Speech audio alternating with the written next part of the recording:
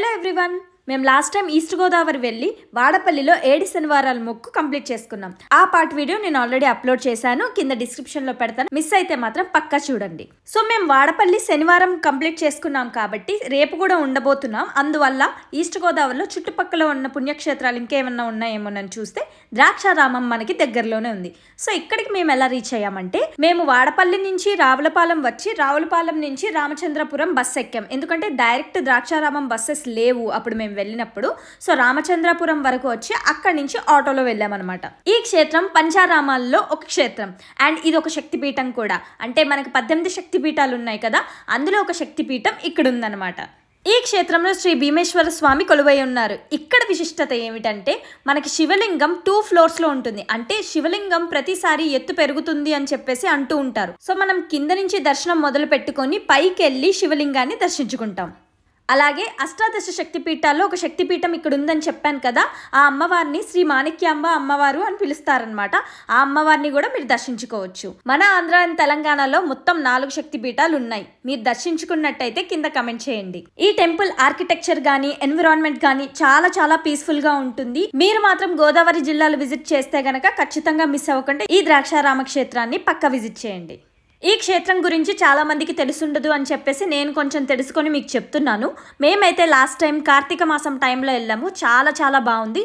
మీరు కూడా ఖచ్చితంగా కార్తీక మాసంలో కుదిరితే ఇక్కడ విజిట్ చేయడానికి ట్రై చేయండి. ఇంకా ద్రాక్షారామంలో దర్శనం అయిపోయిన తర్వాత మళ్ళీ మేము తిరిగి రావులపాలెం వచ్చేసాము. ఇంక ఈ నైట్ వచ్చేసి మేము వాడపల్లిలోనే పడుకుంటాం అనమాట. సో రావులపాలెంలో ఒక ఫేమస్ ప్లేస్ ఉంది, అదే ఆర్కే టిఫిన్స్ అని చెప్పేసి. అంటే అన్లిమిటెడ్ టిఫిన్స్ అనేసి చాలా చాలా ఫేమస్. సో అదొకసారి ట్రై చేద్దాం అనేసి వచ్చి ట్రై చేసాము. ఆ టిఫిన్స్ అన్లిమిటెడ్ ఎంత పెట్టినా కూడా మనం ఎంత తినాలో అంతే తినగలుగుతాం కాబట్టి మేము ఒక ట్రై లేసి వచ్చాము. బాగానే ఉంది. ఈసారి వెళ్తే కనుక ఖచ్చితంగా రావులపాలెంలో ఈ ఆర్కే టిఫిన్స్ ట్రై చేయండి. సో ఇంకా అక్కడ టిఫిన్ చేసేసి మేము మళ్ళీ వాడపల్లి రీచ్ అయిపోయాం ఆటోలో. సో నైట్ టైం ఎలా ఉంటుందా వ్యూ అని చెప్పేసి గుడికి వచ్చాము ఒకసారి. అంటే మేము వెళ్ళేసరికి దర్శనం టైం క్లోజ్ అయిపోయింది. లోపల ఎలా ఉందా ఆవరణ అని చెప్పేసి చూడడానికి వెళ్ళాం అనమాట.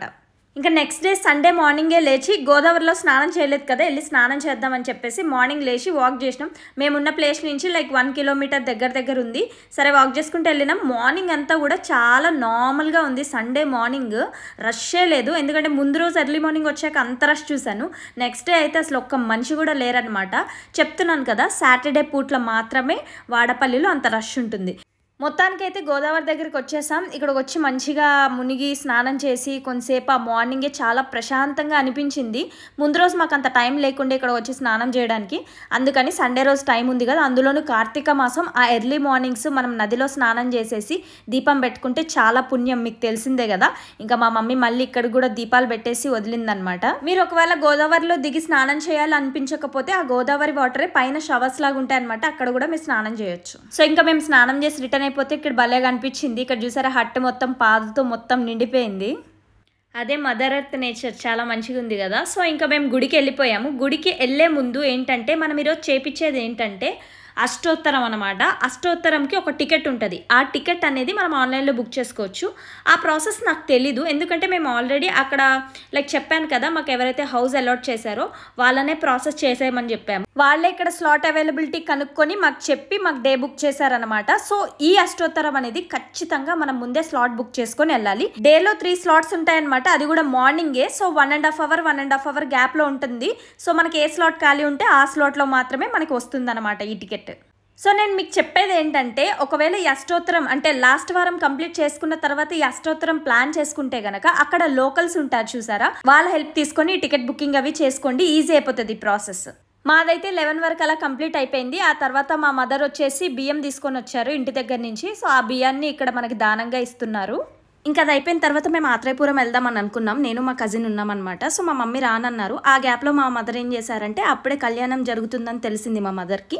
మా మమ్మీ కళ్యాణం చేయించేసుకున్నారు. మేమైతే ఆత్రేయపురం వెళ్ళాము. మనకి అష్టోత్తరం అయిపోయిన వెంటనే కళ్యాణం స్టార్ట్ చేస్తారు. దగ్గర 700 రూపీస్ ఉంటుంది. సో మీరు కూడా ఇంట్రెస్ట్ ఉంటే చేయించుకోవచ్చు. ఇంకా వాడపల్లిలో ఆటో ఎక్కేసి ఆత్రేయపురం బస్సెస్ ఎక్కడొస్తే అక్కడ దింపేమంటే అక్కడ దింపేశారు. అక్కడ బస్సు వచ్చింది.